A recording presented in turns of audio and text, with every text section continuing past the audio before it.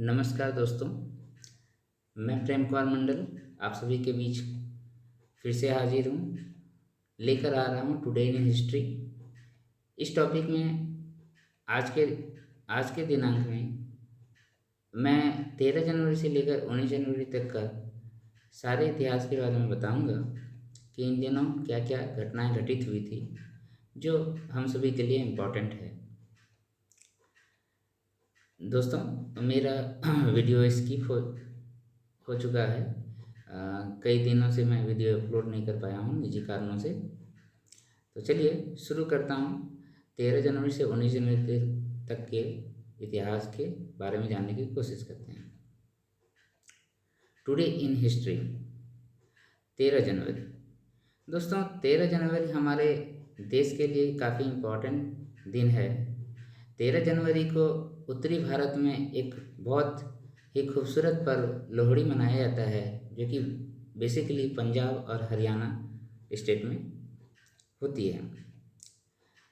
दोस्तों, हम लोग जानते हैं 14 जनवरी या 15 जनवरी जो भी है पंचांग के हिसाब से, है ना, वो मकर संक्रांति पूरे देश में धूमधाम से मनाया जाता है। ये मकर संक्रांति जो है वही एक मकर संक्रांति के ठीक एक दिन पहले लोहड़ी मनाई जाती है। ये सब एक जैसे पर्व हैं। ये सब नए फसल उगाने के उपलक्ष्य पे ये सब मनाया जाता है। 13 जनवरी के इतिहास में और दो प्रमुख व्यक्तियों का जन्म हुआ है। उन दोनों व्यक्तियों के बारे में थोड़ा जानकारी लेते हैं। पहला व्यक्ति हैं पंडित शिव कुमार शर्मा। पहला व्यक्ति हैं पंडित शिव कुमार शर्मा। आप सभी इस नाम से परिचित होंगे। यह नाम संगीत के दुनिया में काफ़ी फेमस है।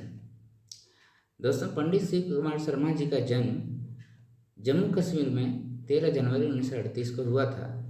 इनके पिता उमा दत्त शर्मा, जो कि एक खुद ही संगीतज्ञ थे। हम सभी परिचित हैं कि पंडित शिव कुमार शर्मा जो है वो संतूर वादक एक ऐसा वाद्य यंत्र है जो जम्मू कश्मीर से ही पैदा हुआ है। पंडित शिव कुमार शर्मा का योगदान संगीत के क्षेत्र में बहुत ज़्यादा है, इसलिए इनको कई सारे अवार्ड्स भी प्रदान किए गए हैं। जैसे संगीत नाटक एकेडमी, हम लोग जानते हैं कि भारत में सबसे बड़ा संस्थान जो संगीत के क्षेत्र में है वो संगीत नाटक एकेडमी है। तो संगीत नाटक एकेडमी ने 1986 में पंडित शिव कुमार शर्मा को अवार्ड दिया था। भारत सरकार ने भी पद्मश्री से 1991 में तथा पद्म भूषण से 2001 में सम्मानित किया था। दोस्तों, इनका मृत्यु जो है हाल फिलहाल में ही 10 मई 2022 को मुंबई में हुई थी। दूसरा प्रमुख व्यक्ति है 13 जनवरी को जन्म लेने वाले, वो हैं राकेश शर्मा। दोस्तों, राकेश शर्मा, हम सभी जान रहे हैं कि राकेश शर्मा जो है एयरफोर्स में स्क्वाड्रन लीडर थे और ये पहले व्यक्ति थे, इंडिया के पहले ऐसे व्यक्ति थे जिन्होंने स्पेस में ट्रेवल किया। वो दिन था 13 अप्रैल 1984 को, जब रसिया के सैटेलाइट सोयूज T11 से राकेश शर्मा ने स्पेस में ट्रेवल किया था। उस टाइम हमारे देश के प्रधानमंत्री हुआ करते थी श्रीमती इंदिरा गांधी। यहाँ पर मैंने दोनों का फोटो लगा रखा है। ये आपके राइट साइड में जो हैं वो राकेश शर्मा जी हैं और नीचे में जो हैं वो पंडित शिव कुमार शर्मा हैं, संतूर बजा रहे हैं। चलिए नेक्स्ट डेट में जाते हैं। 14 जनवरी। 14 जनवरी को दोस्तों हमारे देश में एक बहुत बड़ी लड़ाई लड़ी गई थी। आप सब नाम कम से कम सुने ही होंगे। थर्ड बैटल ऑफ पानीपत की तीसरी लड़ाई 14 जनवरी 1761 को हुई थी। ये लड़ाइयाँ मराठा और अफगान एम्परर अहमद शाह अब्दाली के बीच में हुई थी। हम सभी जानते हैं कि इसमें अफगान जो है वो जीत हासिल किए थे और मराठा सरदार नाना साहेब जी की मृत्यु भी इस लड़ाई के बाद हो जाती है। यह यूँ कहा जाए तो इसी लड़ाई में हो जाती है, जिससे मराठा का जो साम्राज्य था वो विस्तृत होने से रह गया। अगर दोस्तों इसमें शायद मराठा साम्राज्य जीत जाते तो हमारे देश का इतिहास ही कुछ और होता। चलिए इसमें ज़्यादा कमेंट नहीं करते हुए मैं आगे अपना तारीख लेके जाता हूँ आपको।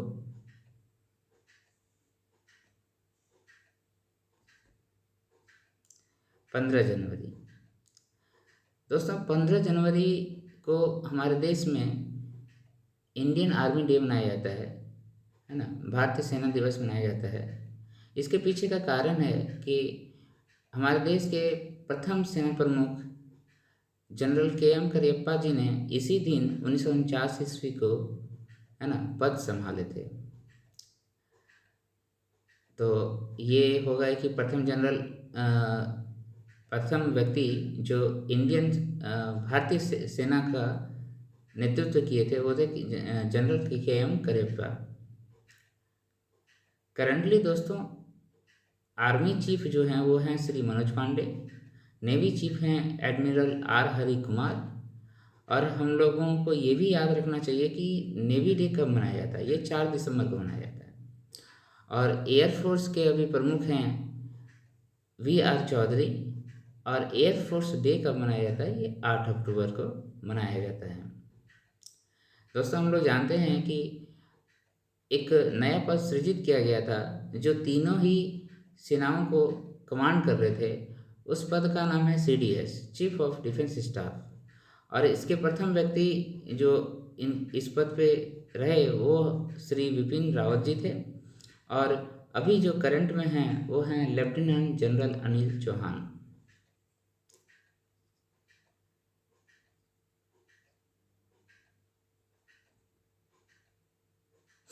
चलिए नेक्स्ट डेट आपको बताता हूँ। नेक्स्ट डेट है 16 जनवरी। 16 जनवरी इसलिए इम्पोर्टेंट है क्योंकि अभी जो करंट में हमारे प्रधानमंत्री हैं श्री नरेंद्र मोदी, तो उन्होंने 16 जनवरी 2021 को एक नया दिन 16 जनवरी में स्थापित किया। वो था national startup day. National startup day हमारे देश के लिए काफ़ी इम्पोर्टेंट रखता है क्योंकि अभी के नए युवा पीढ़ी में, नए टेक्नोलॉजी युग में स्टार्टअप देना बहुत ज़रूरी है ना। इसमें युवाओं को मेंटली प्रिपेयर किया जाता है कि आप कुछ नया कर सकते हैं। नेक्स्ट है 18 जनवरी। 17 जनवरी को ऐसे कुछ हमें याद रखने की ज़रूरत नहीं है, तो नेक्स्ट डेट में चलते हैं 18 जनवरी। दोस्तों 18 जनवरी को साइंस के क्षेत्र में काफ़ी बड़ी घटना घटी थी। इस दिन एक साइंटिस्ट थे विल्हेम रूटगेन, इन्होंने एक्सरे की खोज की। 1896 में एक्सरे की खोज की। दोस्तों मेडिकल फील्ड में एक्सरे का खोज एक रिवोल्यूशन लाके दिया। हम सभी जानते हैं कभी भी डॉक्टर के पास जाते हैं तो वो कहते हैं कि एक्सरे करा लो, है ना। तो एक्सरे कराने से क्या होता है, हमारे अंदर के शरीर के अंदर के भागों को भी वो इजीली देख पाता है कि कहाँ क्या डिफ़ॉल्ट है। भारत के इतिहास में भी एक महत्वपूर्ण व्यक्ति का जन्म हुआ था। ये बहुत बड़े स्वतंत्रता सेनानी थे, महाराष्ट्र बिलोंग करते हैं। उनका नाम है महादेव रानडे। उनका बर्थ एनिवर्सरी 18 जनवरी को ही होता है। नेक्स्ट और आज का लास्ट दिन है 19 जनवरी। दोस्तों 19 जनवरी को महाराणा प्रताप सिसोदिया जी का मृत्यु दिवस है। इस दिन जो है उन्होंने अपने प्राण त्यागे थे। 18 जून इनसे रिलेटेड और महत्वपूर्ण क्वेश्चन एक बनता है जिसमें हम जानते हैं कि हल्दी घाटी की लड़ाई, तो हल्दी घाटी की लड़ाई कब हुई थी ये भी क्वेश्चन पूछा जाता है। तो ये 18 जून 1576 ईस्वी को हुआ था। और हम सभी जानते हैं ये किनके बीच में हुआ था, महाराणा प्रताप और मुगल सम्राट अकबर के बीच में हुआ था।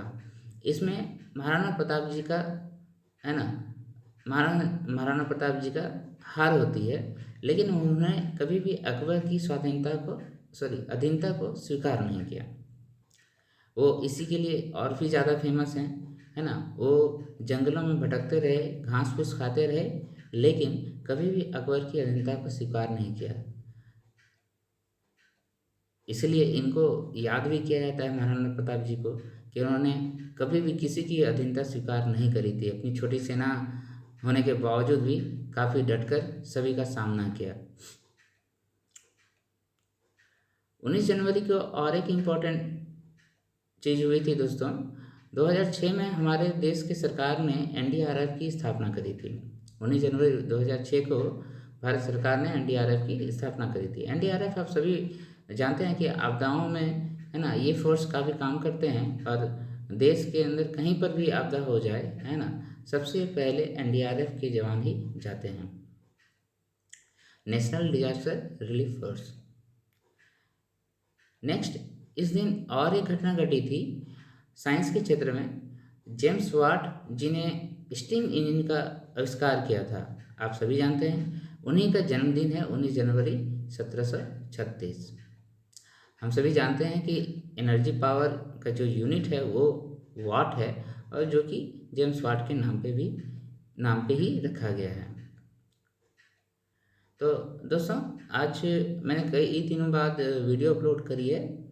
मुझे आशा है कि आप सभी को मेरा वीडियो पसंद आया होगा, मेरी जानकारियाँ आपके लिए महत्वपूर्ण होगी। तो आप एक काम कर सकते हैं, कम से कम मेरे वीडियो को लाइक कर दीजिए, शेयर कर दीजिए, और हो सके तो सब्सक्राइब भी कर लीजिए। मेरा जब भी नया वीडियो आएगा तो आपको नोटिफिकेशन मिल जाया करेगा। धन्यवाद।